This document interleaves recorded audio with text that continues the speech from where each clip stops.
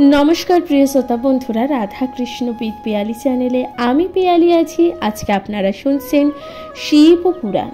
प्रिय श्रोता बंधुरा शिव पुराणेर आज के प्रथम संहिता ज्ञान संहितार 24तम अध्याय शिव कर्तृक त्रिपुर दग्ध। शिव कर्तृक त्रिपुर दग्ध घटना जा आजकेर आलोच्य विषय वस्तु। प्रिय श्रोता बंधुरा शुनते थाकबेन शिव पुराण।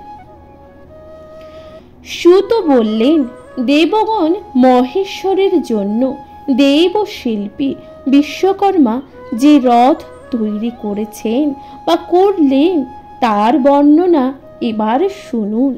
ताहले एबार सूत कि बोलछे? सूत बोलछेन এই যে देव अर्थात देव महेश्वरेर जन्य देव शिल्पी के विश्वकर्मा যে রথ নির্মাণ করেছেন সেই রথের এইবার বর্ণনা করা হবে, শুনুন। জনকল্যাণের নিমিত্তেই এই রথ তৈরি করা হয়েছিল। সেই দিব্য রথ সর্বোত্তম সর্বদেবময় সুশোষী শোভিত চতুর্দশ ভুবনময় সর্বপ্রাণীময় ও সকল সুবর্ণ দ্বারা নির্মিত সেই রথ। এই রথ নির্মাণের সকল দেবতারা অংশগ্রহণ করেছিলেন। প্রথমে এগিয়ে এসেছিলেন সূর্যদেব। তিনি রথের দাণ্ডেকের চক্রে অধিষ্ঠিত হলেন। সেই চক্রের দ্বাদশ দল হলেন দ্বাদশ দিত্য। রথের বাদিকে অবয়বে যে চক্র চন্দ্রদেব শোভিত, তিনি তার ষোড়শ কলা দিয়ে চক্রের ষোড়শ দল রচনা করেছিলেন। এই চক্রের ভূষণ স্বরূপ নক্ষত্র দল বিরাজিত হলেন। এই দুই ভাগের নক্ষত্র থেকে 6 ঋতুর কল্পনা করা হয়েছে। যারা সেখানে অংশগ্রহণ করেন সেই সকল মানুষ সেই রথের অন্তরিক্ষ রথাগ্র মন্দির পর্বত হলেন রথনীর। উদয় ও অস্ত পর্বত যুগ ধারক কুবীর নামে কথিত। 100 বৎসর হলেন রথের বেগ। তার দুটি লৌহ ধারণের স্থান নিল দুটি অয়ন। চার সমুদ্র রথের পরিবেশ রূপে রয়েছে। গঙ্গা এবং অন্যান্য নদীরা স্ত্রী রূপে ধারণ করেছিলেন। তারা শ্রেষ্ঠ আভরণে ভূষিতা, হাতে চামর এই দিব্যরথে শোভা পেলেন। দেব ব্রহ্মা হাতে রজ্জু বা লাগাম নিয়ে সারথীর আসনে অধিষ্ঠিত হয়েছেন। তার হাতে চাবুক হলেন ব্রহ্মদৈবত প্রণব। শাস্ত্ররূপী নর্মদা জনক মোখ মোচলা চল পার্শ্বদণ্ড রূপী মন্দির। ধনুক রূপে সমূর প্রকাশ পেলেন। অনন্ত হলেন এই ধনুকের চাপ ঘণ্টিকা রূপে বিরাজিত হয়েছেন শ্রুতি রূপিণী সরস্বতী।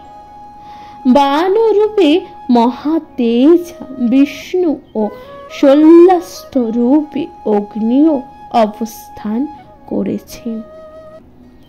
চারু নিগম হলে রথের 4টি অশ্ব, ধ্রুব এবং অন্যান্য জ্যোতিরা মিলে তৈরি করলেন 4 অশ্বের ভূষণ।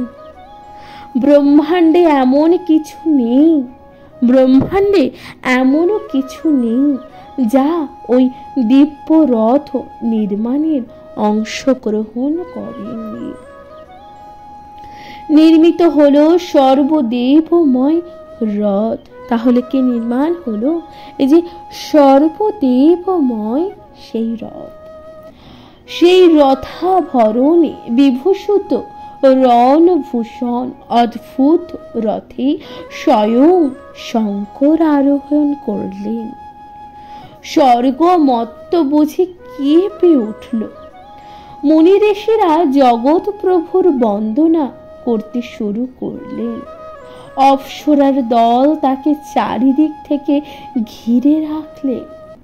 ভগবান শম্ভু রথে আরোহণ করে ধরিণী ধর কুর্ম ও তার ভূমিকা গ্রহণ করলেন। তিনি তার অধদেশ উদ্ধৃত করলেন। সৃষ্টি হলো মহাবৃষভ, যার উপর রথ স্থাপিত হলো।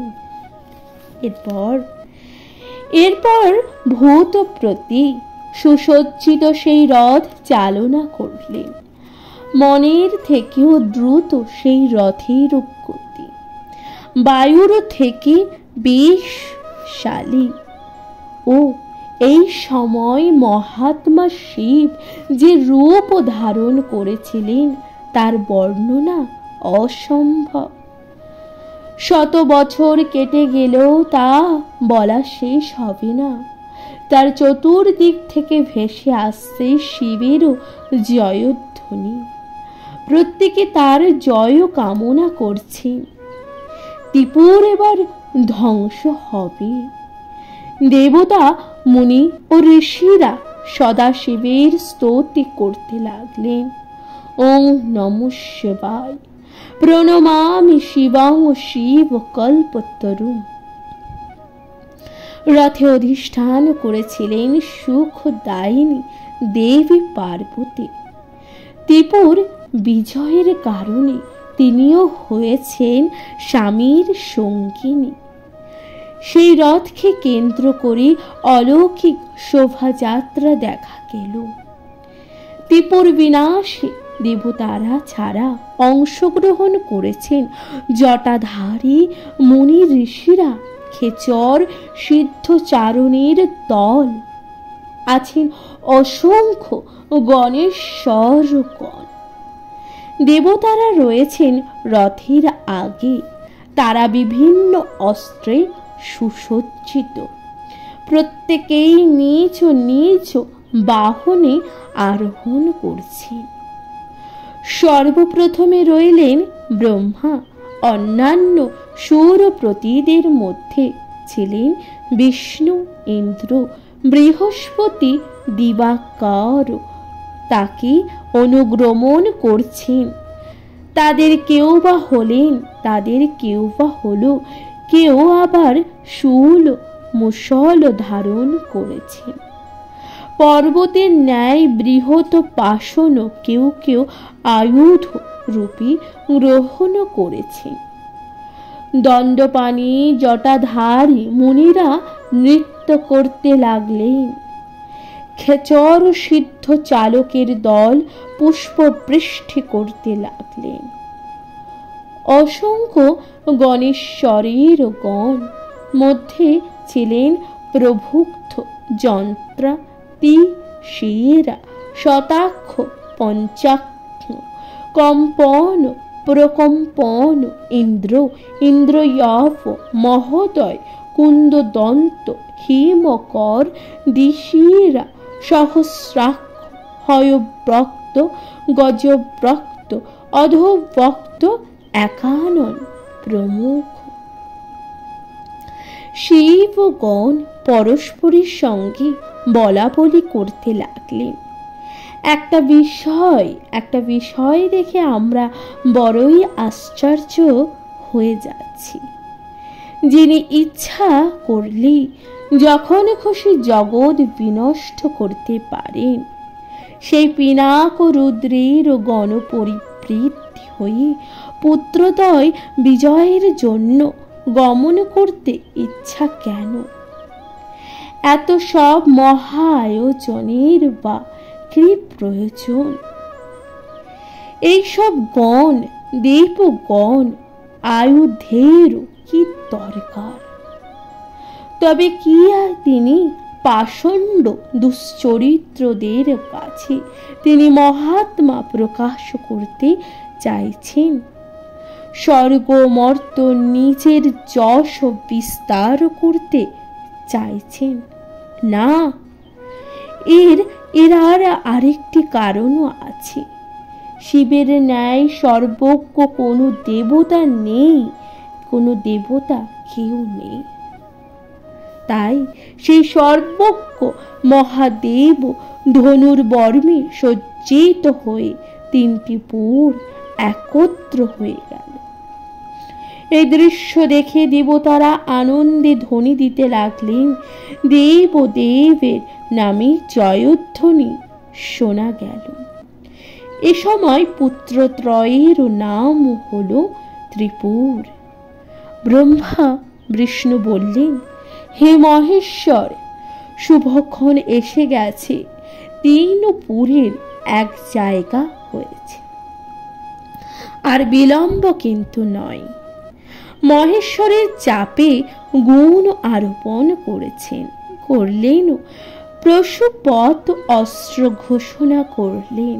এবার ত্রিপুর লক্ষ্য করি স্বরনিক্ষেপর পালা।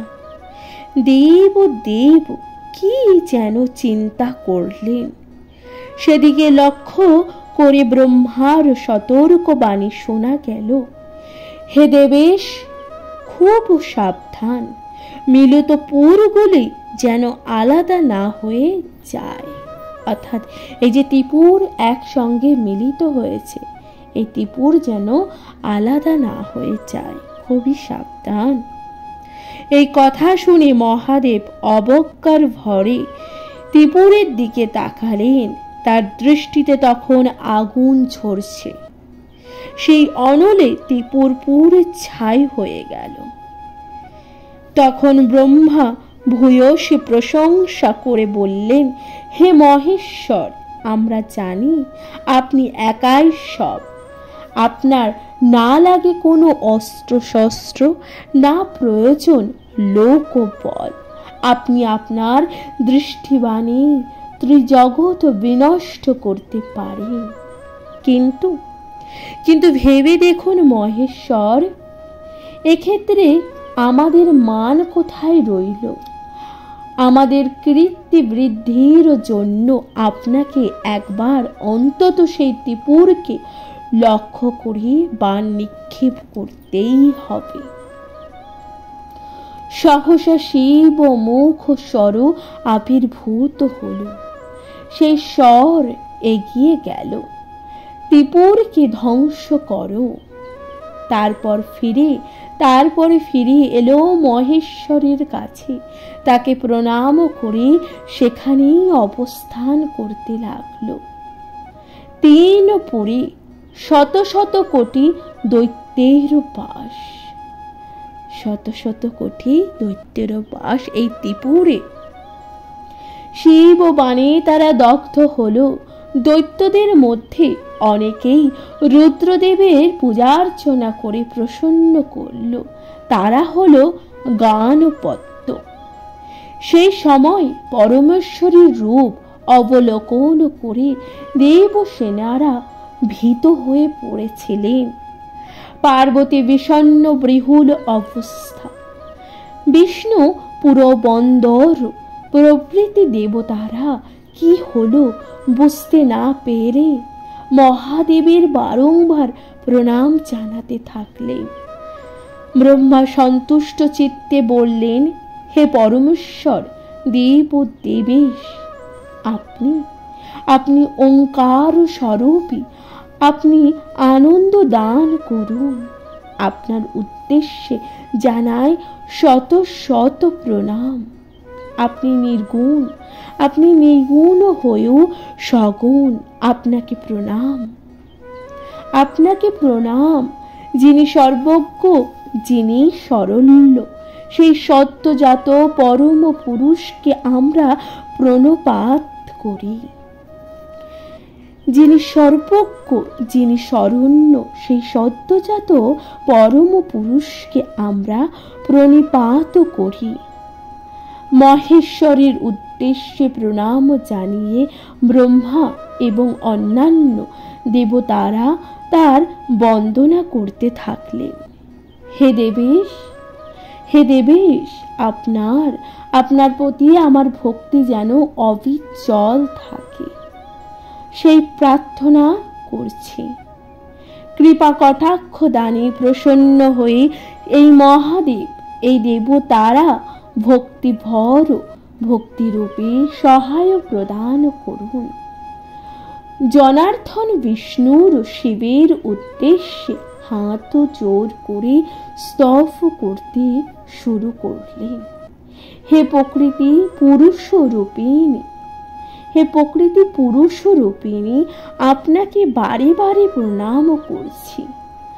আপনি নির্গুণ হয়ে সগুণ স্বরূপী, আপনি বিষাত্মা, আপনি ভক্তি প্রিয়, আপনি জগৎপতি সদাশিব। আপনার কৃতাঞ্জলি পুঠে প্রণাম নিবেদন করি। তারপর তিনি প্রার্থনা করলেন, হে পরমাত্মা শিব, আপনি যদি তুষ্ট হয়ে থাকেন তাহলে এই বর দান করুন, আমার ভক্তি যেন আপনার প্রতি উত্তরতর বৃদ্ধি পায়। অনন্তর দেবতারা সকলে মিলে এই প্রার্থনা জানালেন, হে জগন্নাথ, হে জগন্নাথ পরমেশ্বর, আপনি আমাদের প্রতি প্রসন্ন হন। আপনার প্রতি আমাদের এই যে দৃষ্টি ভক্তি অবিনশ্বর হয়ে নিয়ত যেন অবস্থান করে, সেই বর দান করুন। শঙ্কর আনন্দিত চিত্তে বললেন, হে দেবগণ, হে দেবগণ, আপনাদের এই যে আপনাদের স্তব আমার প্রীত হয়েছে, আমার প্রীত হয়েছে। আপনারা কি চান বলুন, বলুন, আমি আপনাদের অভিলাষ পূরণ করব। প্রিয় শ্রোতা বন্ধুরা, তাহলে এখানেই সমাপ্ত হচ্ছে 24তম অধ্যায় অর্থাৎ শিব কর্তৃক ত্রিপুর দগ্ধের প্রথম পর্ব। আপনারা শুনছেন শিব পুরাণ। এর পরবর্তী পর্ব অর্থাৎ দ্বিতীয় পর্ব হচ্ছে দেবতাদের বড় লাভ। 24তম অধ্যায়ের দ্বিতীয় পর্ব, দেবতাদের বড় লাভ। আপনারা শুনছেন শিব পুরাণ। দেবতারা বললেন, হে ভগবান, আপনি যে আমাদের প্রীতিভাজন হয়েছেন তাতে অত্যন্ত পুলক বোধ করছি। আপনি আমাদের প্রার্থনা মঞ্জুর করবেন, কথা দিলাম, কথা দিয়েছেন। দেবতাদের যখন তখন বিপর্যয়ের মুখে পড়েন, দুঃসাগরে দুঃখ সাগরে নিমজ্জিত হন।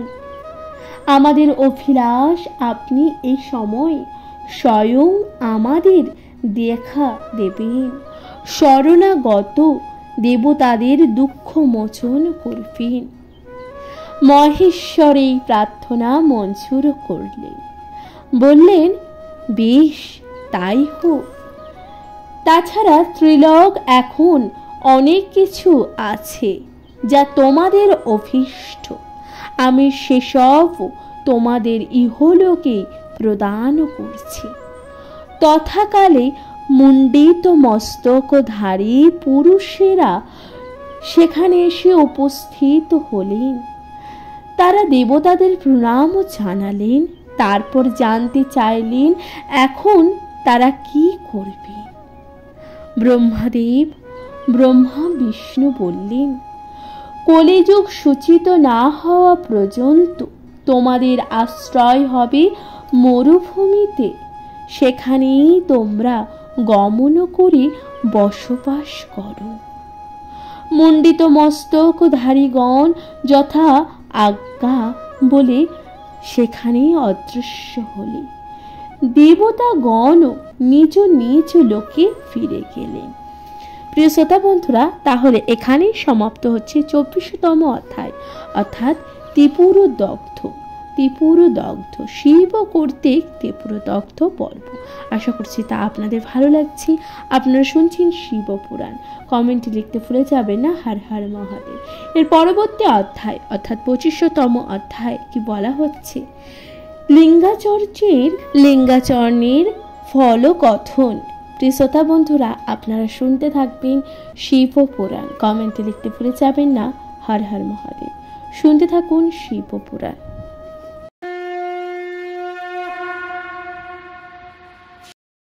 নমস্কার প্রিয় শ্রোতা বন্ধুরা, রাধা কৃষ্ণ বিদ পিয়ালি চ্যানেলে আমি পিয়ালি আছি। আজকে আপনারা শুনছেন শিব পুরাণ। প্রিয় শ্রোতা বন্ধুরা, শিব পুরাণের আলোচ্য বিষয়বস্তু 25তম অধ্যায়। 25তম অধ্যায়ে আজকের আলোচ্য বিষয়বস্তু হচ্ছে লিঙ্গাচরণের ফল কথন। এরপর ব্রহ্মা আপন লোকে ফিরে গেলেন। সেখানে গিয়ে দেবতাদের ডেকে পাঠালেন। সেই ডাক শুনে দেবতারা উপস্থিত হলেন ব্রহ্মলোকে। তারপর পিতামহ ব্রহ্মাকে প্রণাম করলেন। ব্রহ্মা বললেন, তোমাদের বাসনা পূর্ণ হোক। তোমরা যদি কিছু শুভ কামনা করতে চাও তাহলে অবশ্যই বিষ্ণুর শরণাপন্ন হও, তার স্তব করো। স্তবেই তিনি সন্তুষ্ট হবেন। এখন ক্ষীর সমুদ্রে সর্বহিত হিতকারক বিষ্ণু বিরাজ করছেন। তাকে স্তব দ্বারা তুষ্ট করতে পারলে অভীষ্ট পূরণ হতে পারে। ব্রহ্মার এহেন কথা শুনে দেবতা ও ঋষিরা তখন স্তম্ভিত প্রদান করলেন ও সম্মতি প্রদান করলেন।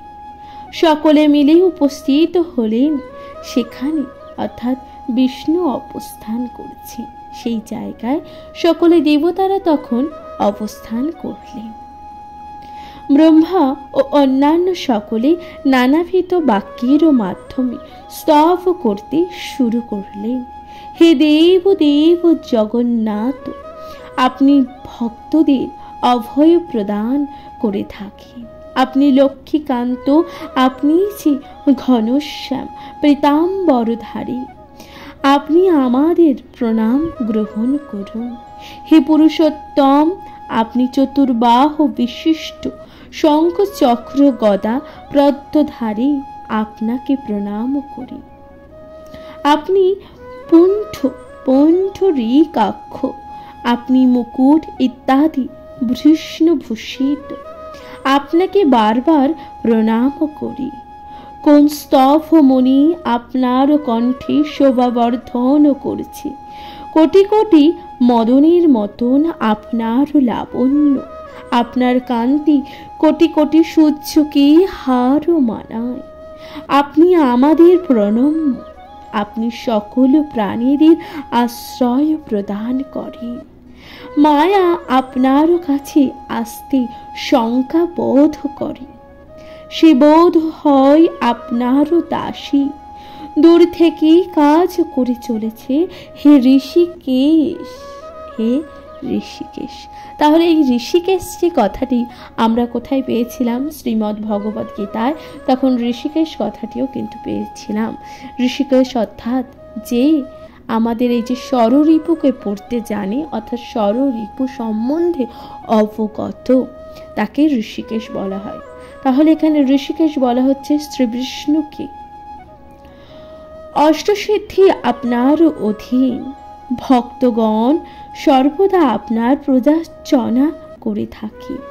আপনার কৃপা লাভে দুর্লভ মুক্তি ঘটে। আপনি অশরণ্যের দুঃখ নাশক, আপনাকে আমরা প্রণাম জানাই। আপনি আমাদের প্রতি সদয় হন, করুণা বর্ষণ করুন।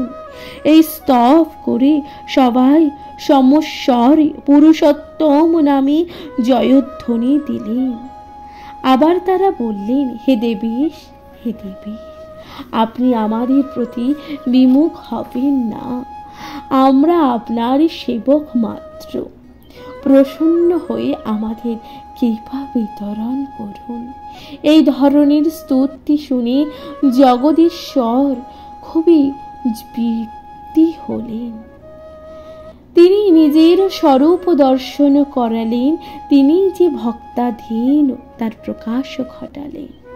তারপর স্মিত হেসে জানতে চাইলেন, দেবগণ আপনারা কেন আমার কাছে এসেছেন, কি আপনাদের প্রার্থনা? এই কথা ব্রহ্মাদেব তখন জানতে চাইলেন। ব্রহ্মা বললেন, হে দেবেশ, আপনার অপার কৃপা, আপনি দুঃখ নাশকারী। দেবতাদের সকল দুঃখ আপনার প্রসাদেই দূর হয়েছে। তবু আমাদের জানতে স্বাদ জাগছে, নিয়ত কার পুজো করলে সকল দুঃখ মোচন হয়? সেই দুঃখ নাশের নিমিত্ত আমরা কার সেবা করব? হে অনুগ্রহকারী, জনহিতকারী, উপদেশ প্রদান করুন। তখন বিষ্ণু ব্রহ্মাকে উদ্দেশ্য করে বললেন, হে ব্রাহ্মণ, এই সব প্রশ্নের উত্তর আপনার অবদিত নয়, কিন্তু এই মুহূর্তে এখানে অন্যান্য দেবতা ও ঋষিবৃন্দ আছেন, তাই সকলের জ্ঞাতার্থে আবারও বলছি,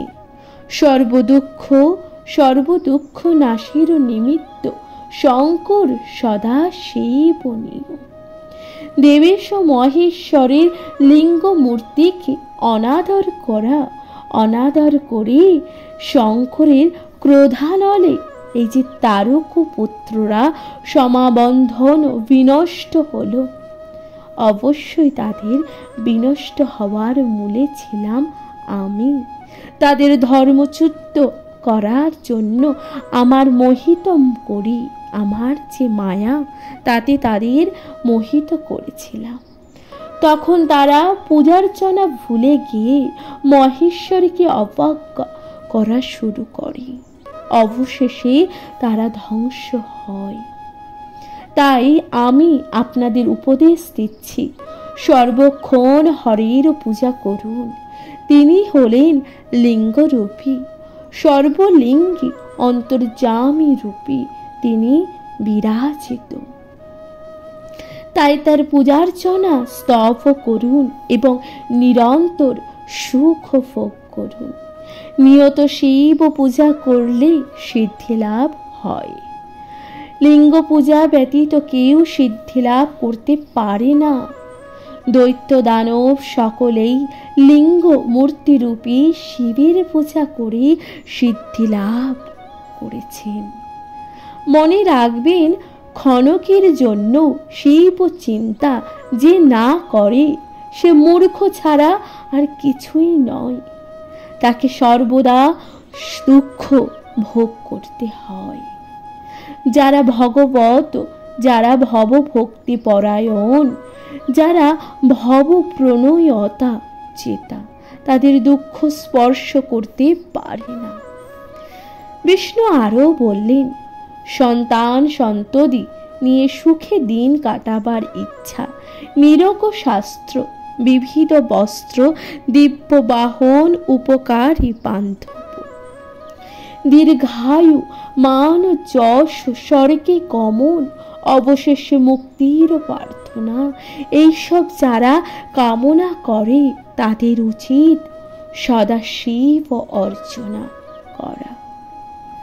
ভক্তিপূর্ণ হৃদয়ে লিঙ্গ পুজো করলে পাপ কর্মে লিপ্ত হতে হয় না। দেবতারা তখন জিজ্ঞাসা করলেন, লিঙ্গমূর্তি প্রাপ্তি ঘটবে কি করে? বিষ্ণুর আহ্বানে সেখানে বিশ্বকর্মা এসে হাজির হলেন। বিষ্ণু বললেন, তুমি উত্তম লিঙ্গমূর্তি তৈরি করো এবং তা দেবতাদের মধ্যে বিতরণ করে দাও। বিষ্ণুর আজ্ঞানুসারে লিঙ্গমূর্তি নির্মিত হলো। তারপর দেবতারা যোগ্যতা অনুসারে সেগুলি প্রদান করলেন। তবে প্রত্যেক দেবতা একই লিঙ্গ পূজা করার অধিকারী হতে পারেন না। যিনি যেমন যোগ্য তিনি তেমনই লিঙ্গ পূজা, লিঙ্গমূর্তির উপাসনা করে। যেমন ইন্দ্র পূজা করেন পদ্মরাগময় লিঙ্গ মূর্তি। ইন্দ্রদেব কি কোন লিঙ্গ মূর্তি পূজা করে? পদ্মরাগময় লিঙ্গ মূর্তি। আবার কুবের লিঙ্গ মূর্তি সুবর্ণময়। এইভাবে ধর্ম প্রীত মণিময়, বরুণ শ্যাম বর্ণ মণিময়।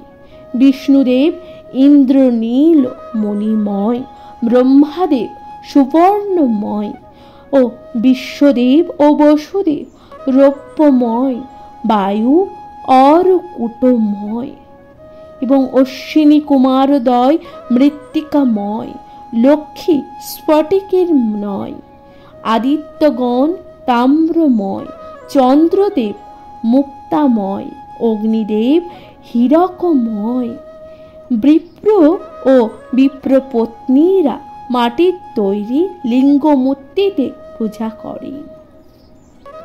ময়দানবের পূজিত লিঙ্গ মূর্তি চন্দন দ্বারা নির্মিত। অনন্ত অনন্ত প্রভৃতি নাগগণ প্রবালের তৈরি লিঙ্গের উপাসক।